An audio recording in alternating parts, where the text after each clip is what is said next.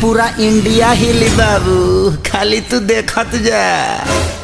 भैया हो जौन सरवा दूसरा के संपत्ति हर पे ओकरा के पटीदार कहल जाला। जौन सरवा लेबर के पैसा मारे ओकरा के दोगला चोट ठेकेदार कहल जाला। रे ई काम करे आइल बा कि ठेकेदार आ पटीदार के गरिया के वीडियो बनावे आइल बा। जानता रे एक दिन एकर पटीदार एकर मार ले रहे जमीन, वही दिन सरवा ठेकेदारो एकर मार ले रहे पैसा। अच्छा से सरवा दोनों पर भरकल रहेला। हेलो गाइस, तो ओके बाय। ए पार्टनर, हाँ पार्टनर मसाला बनो ना पार्टनर, पहले वीडियो बनो तब ठेकेदार भाई तो तोरा साथे साथे हमनियो के गाड़ी एक जोड़ा से मारी।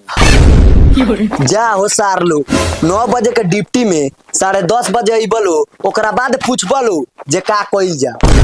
ते हम काहेला टेंशन ले लेबन सर, ठेकेदार आवते बा कह दे कि दुगो उधर कुत्ता वीडियो बनावता सर। ए पार्टनर ई साला उजर को तो हमनी दोनों के कहलक का ना रे साला, हमनी कोई तो मार के करो अभी लाश ना गिरा देती।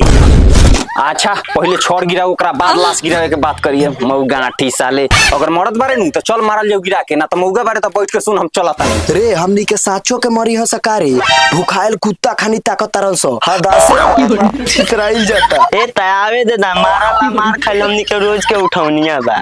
ना रे भाई हम झगड़ा ना करे, बाहर भीतर आवे रुपया कमाई के मार झगड़ा करे। आवे से पहले हमार माई कहल बाबू बाहर जाते रहते केहू से अजुराइए मत, लेकिन हम ना अजुरा। लेकिन बात जब इज्जत आ गइल बा तो चल सरवा के मारल जाओ।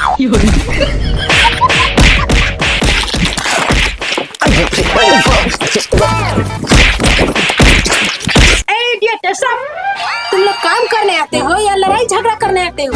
आइंदा से गलती हुई ना तो लात मार के काम से निकाल दो। बाप रे बाप पार्टनर का माल बिया रे साला। हम ना जानत नहीं कि ठेकेदारवा की बेटी इतना सुंदर बिया, साक्षात हीरोइन। ए मैडम जी आइला का माल कहता। क्या बोला रे सरे हुए हम क्या थी? जरा फिर से बोल। मार चप्पल के तेरे शकल न बिगाड़ दी ना तो मैं भी ठेकेदार रामचंद्र की बेटी नहीं। मैडम जी रउआ को हम कछु नहीं बोला है। ये जो हमारा पार्टनरवा है ना, इसको हम खिलाता पिलाता रहता हूँ ना, तो वही बोल रहा था कि तोर हम एहसान कैसे उतारे, और कुछ बात नहीं है। मान गइनी सरवा, रंगो बदले में अपना बापू के पीछे छोड़ देलस।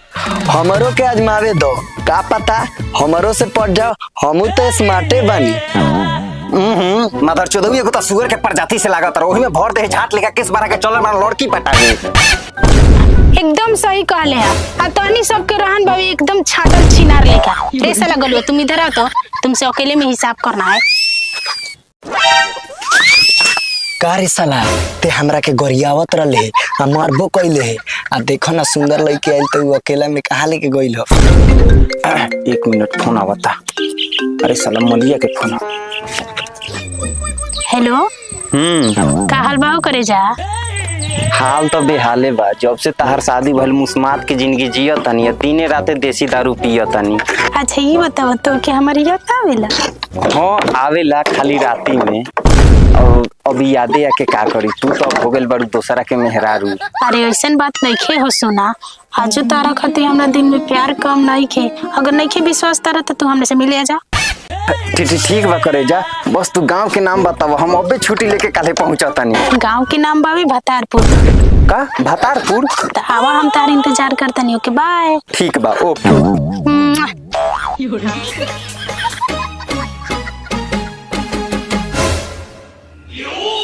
गोलू तुम इस लेबर टीम का लीडर हो, तो एक बात बताओ कि किस किस मजदूर का हिसाब बाकी है? हम हिसाब करने के लिए आए हैं। मैडम जी हर हिसाब के बात होते बताया तनी, सब कोनो में पगार मिल गया, बस हमारा दोस्त का पैसा बाकी बा।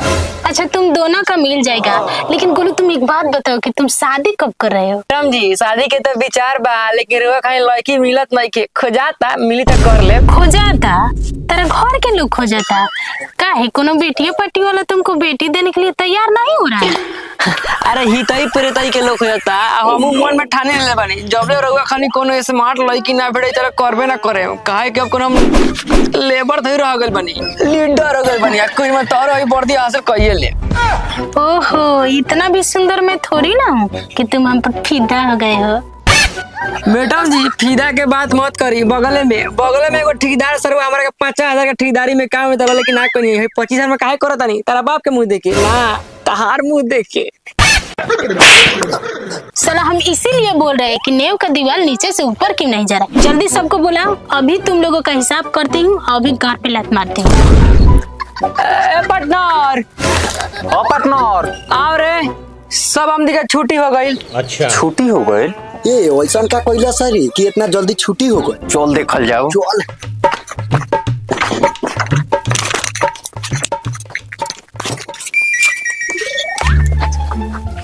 पार्टनर ऐसा का को दिल हो कि छोड़ से पहले ही छुट्टी मिल गई हो, बोनसो मिली का? ए सरवा, हमेशा हमेशा छुट्टी हो गई। हाँ आए पाए गलान कर बड़ा झोरा उठावा चलो। आजो के ढेरिया ना मिली।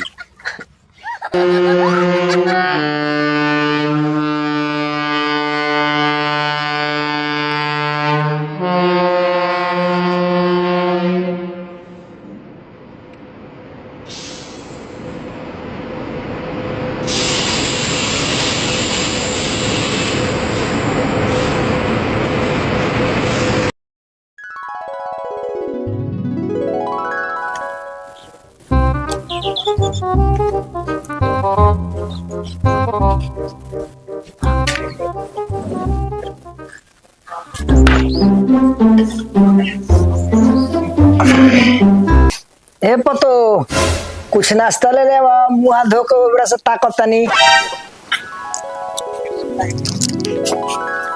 हाय ठोसली बाकी जाना तनी बाबूजी रौरा जैसन बूढ़ आदमी के त मरिए जाए के चाहे। ओ अब हमारा मर जाए के चाहे काहे कि अब बूढ़ा आ गइल बानी। जहिया हम जवान रहनी त कमा कमा के तारल उन के खियावत रहनी तो दिन ठीक रहनी।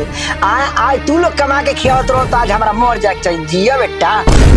आए त का करी सो एगो तो उहे के कमाए वाला बानी तो सब पैसे रौरे के खियाए में घुसा दी सा तो आगे चल के हमनी के बाल बच्चा होई तो ओकनी के परिवार कहाँ से होई? घर बेच के चुपचाप खा के आई दुआर पर के काम करी ना तो हमरा से खराब केहू ना होई। अच्छा बेटा तोहर लोग बूढ़ो खबलोगे ओ दिन तोहरो के बाल बच्चा लेके करी नु तो हे तार लोग को बुझाई। अच्छा पार्टनर, हाँ। भातारपुर तोरे जिला में पड़ेला का? हमारा जिला में का हमारे गांव में पड़ेला का कोनो विशेष बात? ना एगो तनी बिया माल करे से समझ जो। अच्छा चल चल देख ले पार्टनर, ये हमार गरीब खाना हो। अरे गरीब खाना होके चाहे पाए खाना मेहरारू बिया लो। अरे वही तो बात बाटे।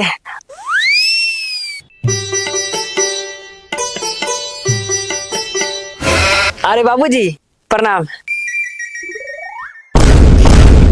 ये मर्दे आशीर्वाद दो त गांव घुमा देला हूं का पार्टनर? तोरा आइला से तोर बाप तनको खुश नहीं खे। दिस इज माय डैडी। वो तनी बाहर पर ढेर दिन से आइल बानी, यही से पहचाने के बात। और के अपना बीवी के बुलाओ तनी। Hello baby. अरे देखो तारू का देह में मिलल टीवी। बीबी कौन कोरियावा कुत्ता खानी चिल्लाता? अरे रो आ गनी ओहो भी ना बताओले। अरे बाप रे बाप। अरे तकले के बाड़ू अब गोर छिको आशीर्वाद ला। अरे साला ई तो हमरे मालवा ही। अरे दो आशीर्वाद देवे के बहाने छू ले मई सब ढेर दिन हो गेल। अरे बाप रे बाप।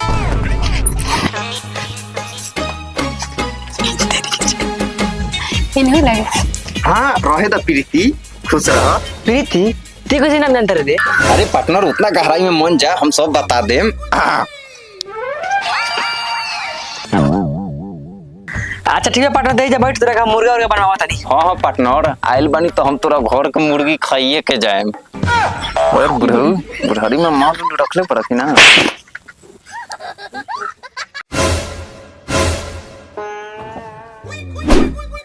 से लगता देर में हरानी हो गइल। चल पार्टनर बाजार से मुर्गा लिया दे। बाबूजी ए बाबूजी ए फिर तो का बोला तोरा? आ पार्टनर का बोला मार? पटनारवा का पूछत रहो तो मौगी के ना पूछत, मौगी के लेके भाग गई। पूरा इंडिया हिली बाबू, खाली तू देखत जा। हाँ हाँ भैया रिकी भागी मत। वीडियो कैसा लगा एक बार कमेंट बताइए। चैनल बनाया बन तो सब्सक्राइब करें काहे कि कोई वीडियो हमनी के लगातार आई अगर खा रही। हाँ बाबू असली ना सामान मिल गई।